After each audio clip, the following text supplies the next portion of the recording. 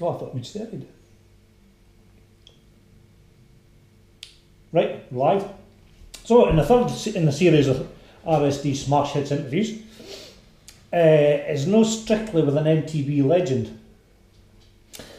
But nonetheless, the word legend is aptly used for my guest this evening. And it's none other than everyone's favourite baldy, Colin Dumma. It's him, mate. So, first question. Now, Colin, you're a dyed-in-the-wool roadie poof. Yep. We all know that. But you've dabbled in the dark art of mountain biking on a couple of occasions. How did you cope with actually enjoying the bike ride rather than just looking at hedges and white lines? It was brilliant, right? Because I did a few of the Turkey runs in the early days.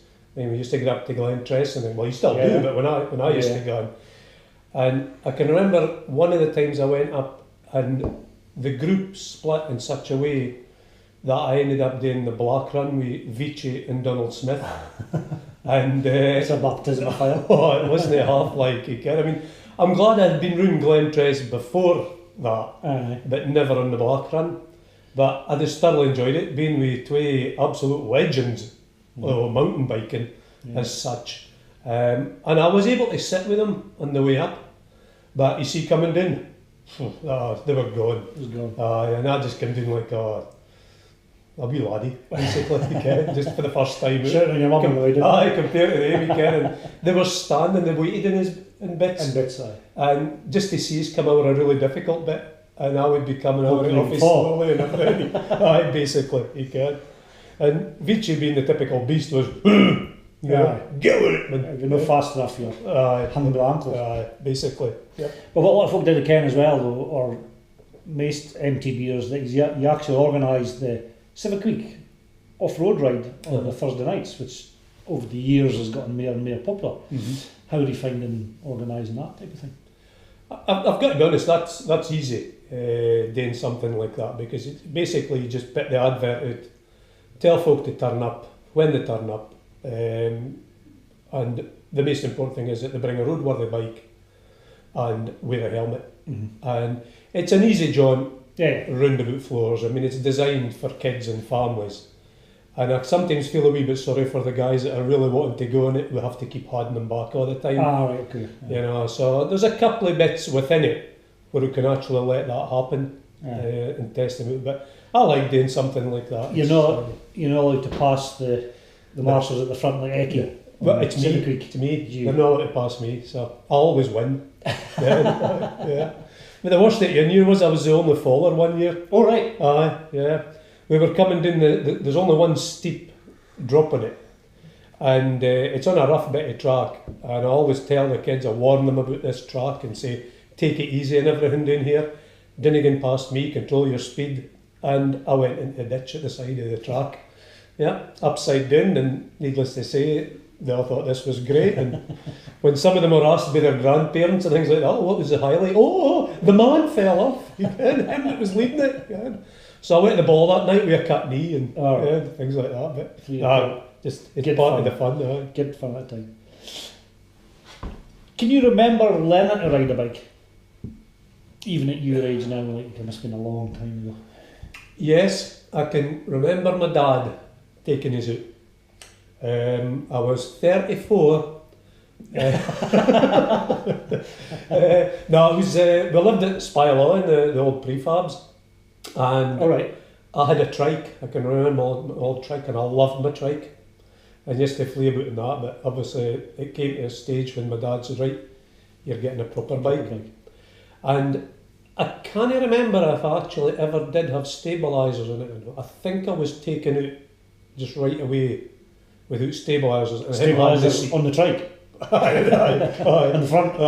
And him had the seat. And then all of a sudden it was just, I was away on my own. I thought he was still had on his, but he'd let us go as soon as we got into Bridgend Park. And off I went. And for that, no, you never looked back? That was it. I've always loved the bike. Always loved it. Yeah. Have you had many bikes over the years? I've had a few bikes. Gee whiz, yeah. Probably more in recent years. Jens I kind of started to take it back up again. When you could afford it. And it was always a stage that you could never afford the bike you wanted. So I was quite lucky that I always got the bike that I could afford at that time, which was a half decent bike. And that was with 3 kids, and luckily, I mean, Meg was quite happy for us to go out and spend my pocket money. Just to keep the house. Basically, and it kept us at the pub now and again. Occasionally. Yeah.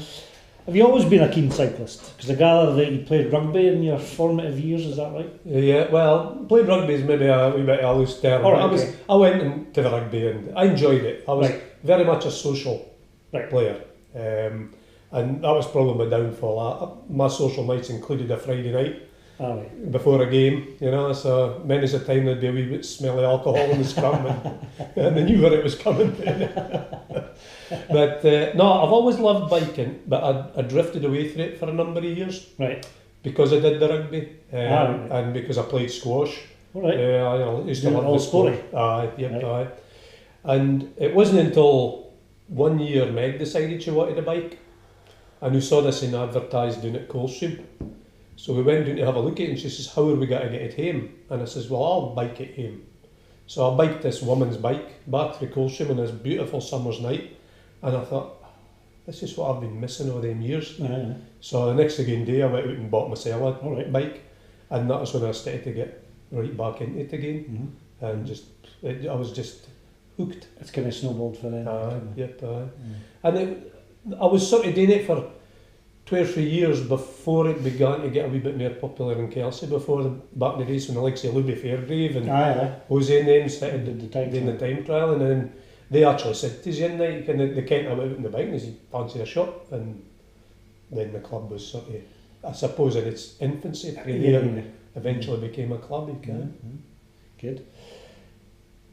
Did you have an imaginary friend as a child? Yeah, aye. Yep. Oh, you did? Oh, aye. And he was a war hero.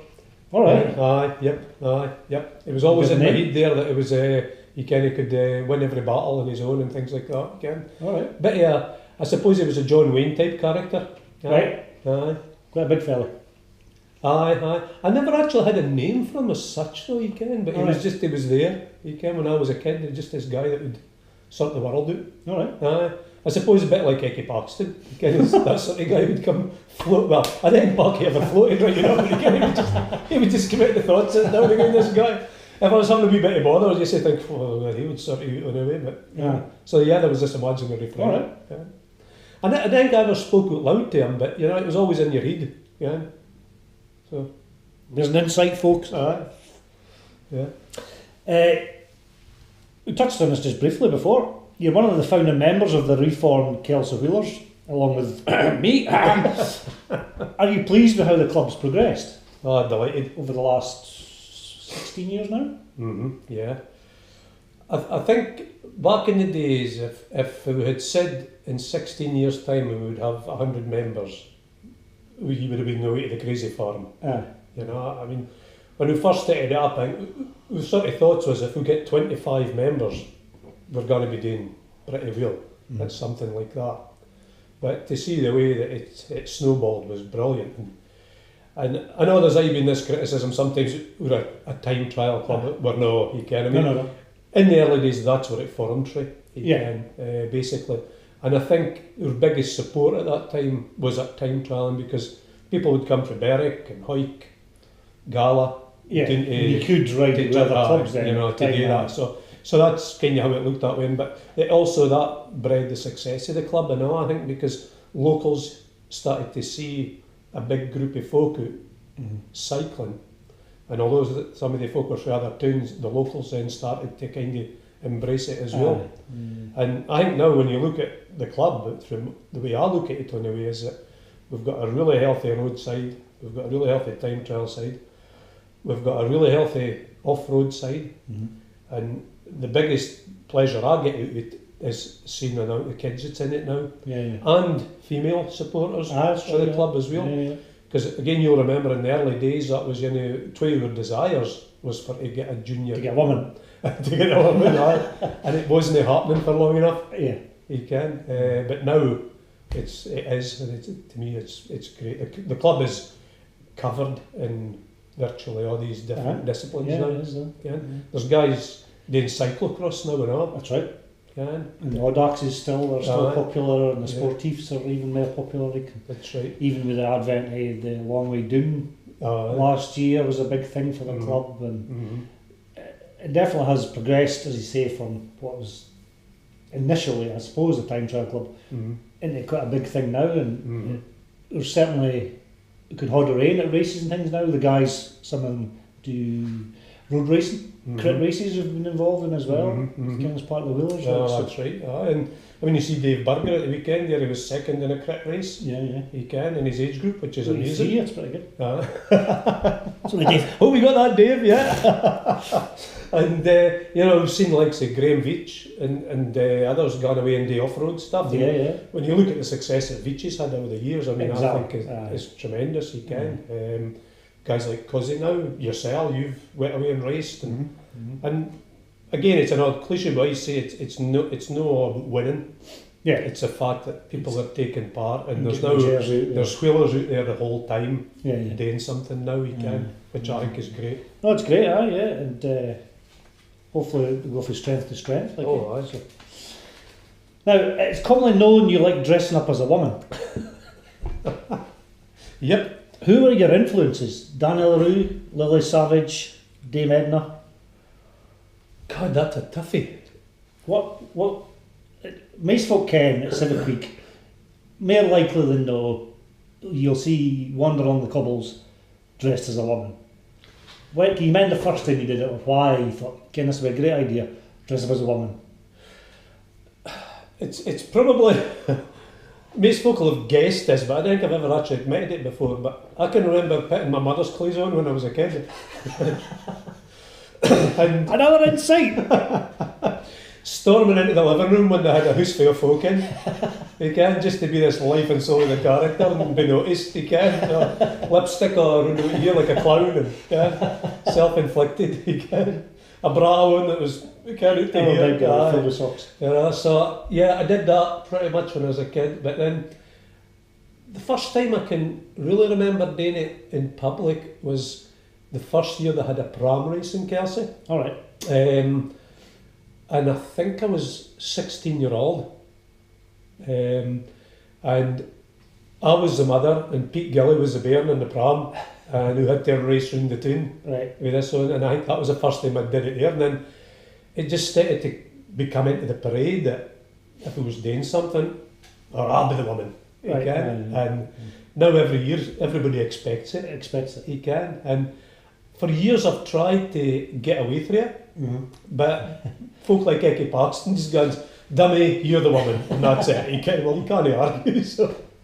And plus, I've got a damn good wardrobe. I was going to say you have a wardrobe full of women's clothes. Yep, I've got some. And none of them Megs. Well, there's a couple she's lost. Yep. They're a bit buggy on his. Whoa! Cha-ching!